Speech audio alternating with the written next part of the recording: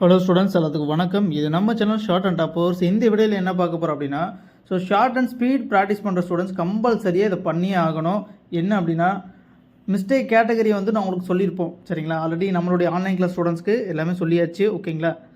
நீங்கள் பார்த்தீங்கன்னா அதுக்கு உள்ளே வரணும். ஃபஸ்ட்டு மிஸ்டேக் கேட்டகரினா என்ன அப்படின்னு சொல்லி தெரிஞ்சுக்கணும். அதாவது நம்ம ஸ்பீடு எழுதணும், லெசன் முடிச்சுட்டு ஸ்பீடுக்குள்ளே வந்துடுறோம். ஸ்பீட் டெய்லி எழுத சொல்கிறாங்க, ஸ்பீட் டெஸ்ட்டு கொடுக்குறாங்க. எதுக்கு கொடுக்குறாங்க என்னங்கிறது ரியாலிட்டி புரிஞ்சிக்க மாட்டேங்கிறீங்க.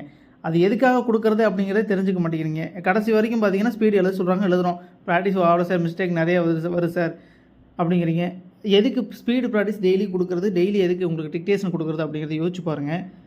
டே பை டே நீங்கள் மிஸ்டேக் கரெக்ஷன் பண்ணணும், கம்பல்சரியாக பண்ணணும், ஓகேங்களா? இப்போ ஒரு இங்கிலீஷ் ஷார்ட் ஹேண்ட் இருக்குது அப்படின்னா அதில் என்ன மிஸ்டேக் வரதுக்கு வாய்ப்பு இருக்குது, நமக்கு என்ன மிஸ்டேக் வருது. ஏன்னா இன்றைக்கி ஒரு ஸ்டூடெண்ட் பார்த்தீங்கன்னா நம்மளுடைய ஆன்லைன் கிளாஸில் OR ARER இதுக்கு என்ன சார் டிஃப்ரெண்ட்டு, இது எப்படி சார் நம்ம கண்டுபிடிக்கிறது? ஆக்சுவலாக மீனிங் வச்சு கண்டுபிடிச்சிடலாம். சப்போஸ் மீனிங் தெரியல அந்த இடத்துல அப்படின்னா நல்லா புரிஞ்சுக்குங்க.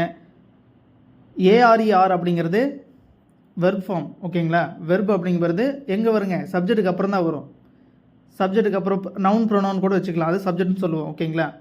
ப்ளூரல் ஃபார்முக்கு அப்புறம் வரக்கூடியது ARE, புரியுதுங்களா? ஆர் அப்படிங்கிறது. அதுவும் இல்லாமல் இந்த they are, we are, there are, அதுக்கப்புறம் வரக்கூடியது பார்த்திங்கன்னா ARE வரும்.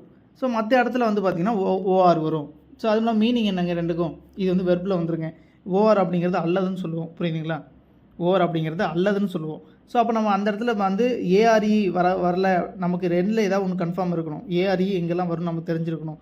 அந்த இடத்துல ARE வரதுக்கு வாய்ப்பு குறைவு அப்படிங்கும்போது OR வருமா, போட்டால் கரெக்டாக வருமா அப்படிங்கிறத யோசிச்சு பார்க்கணும். அந்த இடத்துல ஓரளவுக்கு மீனிங் வருதா? மீனிங்கே தெரியலனாலும் நமக்கு ஆர் அப்படிங்கிறது அல்லதுன்னு தெரியும். Pen or pencil, table or chair, இந்த மாதிரி வரும்போது நம்ம OR வரும்னு நம்ம ஈஸியாக கண்டுபிடிச்சிடலாம். அதனால் அதையும் வச்சு நம்ம செக் பண்ணி பார்க்கணும், புரியுதுங்களா? ஸோ அவங்க ஸ்டூடெண்ட் பண்ண வேலை அருமையான வேலை. அதாவது பார்த்திங்கன்னா இதுதான் ப்ராக்டிஸ் மெத்தடே, இதுதான், புரியுதுங்களா? அந்த ஸ்டூடெண்ட் கேட்டாங்க இல்லையா, எனக்கு இந்த மிஸ்டேக் வருது சார் அப்படின்ட்டு, இதைத்தான் டெய்லி பண்ண சொல்கிறவங்கள, வேறு எதுவுமே கிடையாது. ஸோ இது போதுமா சார் அப்படின்னா இது ஹோமோஃபோன்ஸ் சொல்லுவோம். நல்லா புரிஞ்சுக்கங்க. மிஸ்டேக் கேட்டகரியில் இங்கிலீஷ் ஷார்ட்டனை பொறுத்த வரைக்கும் இது ஹோமோஃபோன்ஸ். ஒரே சவுண்டுடைய இது பார்த்திங்கன்னா வேறு மீனிங் தரக்கூடிய வேர்டு, ஒரே சவுண்டு தான். இதை ஹோமோஃபோன் சொல்லுவோம். இதை தான் செப்பரேட்டாக உங்களுக்கு எல்லாமே சொல்லி கொடுத்தாச்சு ஆன்லைன் ஸ்டூடெண்ட்ஸ்க்கு. எல்லாமே நம்மளுடைய ஆன்லைன் கிளாஸ் ஸ்டூடெண்ட்ஸை பொறுத்த வரைக்கும் சண்டே இன்ஸ்ட்ரக்ஷனில் A to Z எல்லா விஷயங்களும் வந்துடும். இதுதான் பார்த்திங்கன்னா இது சிங்கிள் வேர்டு, இது சம்மந்தமாக வரக்கூடிய word. For example by, BY then BUY, ரெண்டு ஒரே சவுண்டு தான். ஸோ இது என்ன டிஃப்ரெண்ட்டு? ஸோ இது பார்த்திங்கன்னா சென்டென்ஸ் வச்சு பைங்கிறது BYங்கிறது ஆல் அப்படிங்கிற மீனிங்கில் தரும். BUY அப்படிங்கிறது வாங்கக்கூடியது, பை ஒரு பொருளை வாங்குறது, புரியுதுங்களா? ஸோ அப்போ இந்த இடத்துல நீங்கள் மீனிங்கே எனக்கு தெரில சார் அப்படின்னாலும் ஒன்றும் பிரச்சனையே கிடையாது. அந்த BUY அப்படிங்கிறது வாங்குறது வரும். வாங்குறத பற்றி ஏதாவது சொல்லியிருந்தாங்கன்னா அங்கே வரும். அதுவும் இல்லாமல் பார்த்திங்கன்னா பைஎஸ்ஸு, பை த, ஸோ அந்த மாதிரி இடத்துல பார்த்திங்கன்னா அதிகமாக BY தான் வரும் நமக்கு. ஸோ நம்ம என்ன தெரிஞ்சுக்கணும், ஒரே சவுண்டில் இருக்கக்கூடிய ரெண்டு வேர்டு இருக்குன்னா அந்த ரெண்டு வேர்டில் நமக்கு என்ன அதிகமாக வருதுன்னு அதை ஃபஸ்ட்டு தெரிஞ்சுக்கணும். அதை வச்சு யோசிச்சு பார்க்கணும். அதுக்கப்புறம் இது மாதிரி சென்டென்ஸ் எங்கேயாவது பார்த்துருக்குமா, நிறைய இடத்துல பார்த்துருப்போம். பைஎஸ்லாம் வந்துச்சுன்னா BY தான் அதிகமாக வரும், புரியுதுங்களா? ஸோ இது ஹோமோஃபோன்ஸ், சரிங்களா? இது ஒரு மிஸ்டேக் கேட்டகரி. இன்னொரு ஸ்டூடெண்ட் கேட்டாங்க, சார் எனக்கு மெம்பர் ரிமெம்பர் அது கிராம்லாக்ஸுங்க. கிராம்லாக்ஸ் அது தனியாக உங்களுக்கு பார்த்திங்கன்னா கிராம்லாக்ஸ் டிஃப்ரெண்ட் கொடுத்துருக்க மாட்டாங்க புக்கில். நம்ம தான் டிஃப்ரெண்ட் வச்சு படிச்சுக்கணும், புரியுதுங்களா? நமக்கு மீனிங் அந்த இடத்துல மீனிங் கண்டுபிடிக்கிறது சிரமமாக இருக்குது. நம்ம ஒரு சில நேரத்தில் மாற்றி எழுதிடுறோம் அப்படின்னா டிஃப்ரெண்ட் வைங்க, கம்பல்சரி வைங்க. டிஃப்ரெண்ட் வச்சு பழகிட்டிங்கன்னா ஈஸி. ஃபஸ்ட்டு மிஸ்டேக் கண்டுபிடிங்க, சரிங்களா? மிஸ்டேக் கண்டுபிடிச்சி டிஃப்ரெண்ட் வச்சு பழகிட்டிங்கன்னா ஈஸி, ஓகேங்களா? இதை தான் நீங்கள் டெய்லி ப்ராக்டிஸ் இதுக்கு தான் எடுக்கிறது. நம்ம எதுக்கு ப்ராக்டிஸ் பண்ணுறோன்னே தெரியாமல் வெறுமனே டெய்லி ஸ்பீடு ப்ராக்டிஸ் மட்டும் சும்மா எழுதிக்கிட்டே போகிறது ப்ராக்டிஸே கிடையாதுங்க.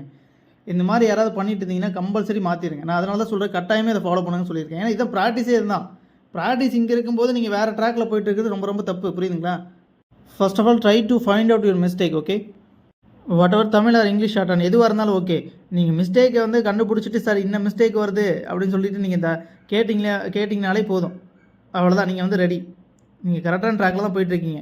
அதை விட்டு வெறுமனே ஸ்பீட் நிறைய எழுதிக்கிட்டே இருந்தால் எனக்கு ஸ்பீட் பிக்கப் ஆகலை, மிஸ்டேக் நிறைய வருதுன்னே சொல்லக்கூடாதுங்க.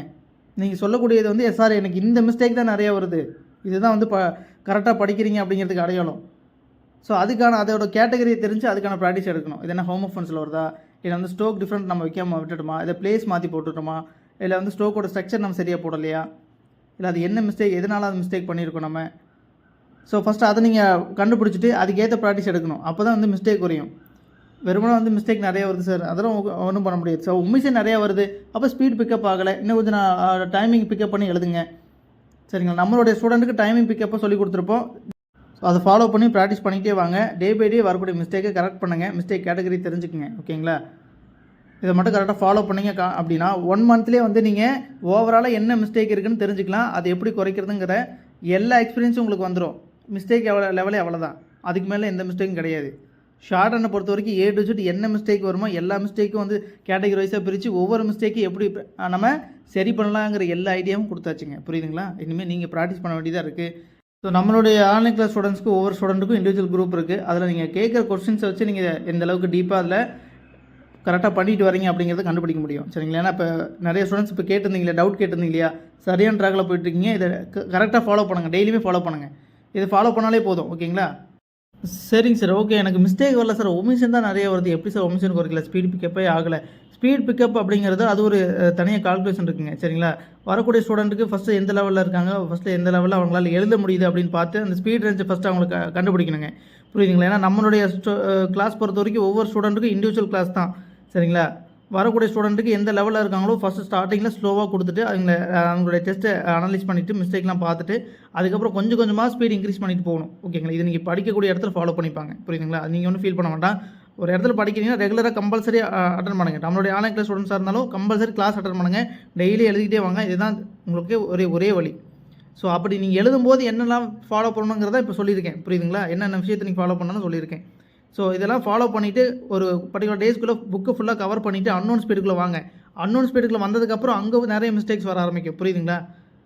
அன்னோன் ஸ்பீடு வந்ததுக்கப்புறமும் அங்கே நிறைய மிஸ்டேக்ஸ் ஆரம்பிக்கும். ஏன்னா அது நியூ ஸ்பீட்லேயும் நிறைய மிஸ்டேக்ஸ் வர ஆரம்பிக்கும். அது என்னங்கிற அனலைஸ் பண்ணி எதனால் மிஸ்டேக் வருது, அதில் என்ன ட்ரிக்ஸ்லாம் யூஸ் பண்ணலாம், எல்லா விஷயத்தையும் தெரிஞ்சுக்கிட்டிங்கன்னா தான் உங்களுக்கு ஷார்ட் அண்ட் கோர்ஸ் நல்லபடியாக அமையும். புரியுதுங்களா. ஸோ கண்டிப்பாக எல்லாருமே வந்து பார்த்திங்கன்னா நல்லபடியாக எக்ஸாம் எழுதலாம். எல்லா விஷயங்களும் தெரிஞ்சுக்குங்க. எந்த விஷயமும் தெரியாமல் இருக்கக்கூடாது. என்னென்ன மிஸ்டேக்லாம் வரதுக்கு வாய்ப்பு இருக்குது, என்னென்ன விஷயங்கள்லாம் பண்ணணும் அப்படிங்கிற விஷயத்த ஃபஸ்ட்டு தெரிஞ்சுக்கங்க எல்லாருமே. வெறுமனே ப்ராக்டிஸ் மட்டும் ஸ்பீட் மட்டும் எழுதிட்டு போகிறதுல எந்த இதுவும் கிடையாது. நாளைக்கு வந்து உள்ள டீப்பான விஷயங்கள் எதுவுமே தெரியலனா ஒருத்தர் கேட்கும்போது எப்படி நீங்கள் சொல்லுவீங்க, எனக்கு இந்த இது வருது நான் இப்படி குறைச்சிடுவேன், அந்த மாதிரி வழி உங்களுக்கு தெரியுங்களா? உங்ககிட்ட நான் கேட்டால் சொல்ல முடியுமா உங்களால்? உங்களுக்கு என்ன மிஸ்டேக் வருதுன்னு இப்போ உங்ககிட்ட கொஸ்டின் பண்ணுறேன். 1 மாதம் 2 மாதம் ஸ்பீட் எழுதிருப்பீங்க, உங்களால் சொல்ல முடியுமா? நான் சொன்னது கரெக்டாக ஃபாலோ பண்ணிவிட்டு அதெல்லாம் நோட் பண்ணி வச்சுருக்கீங்களா? இல்லை அப்படின்னா இனிமேல் மாற்றிக்கிங்க. சரியா? எல்லாருக்கும் ஆல் தி பெஸ்ட். நன்றி.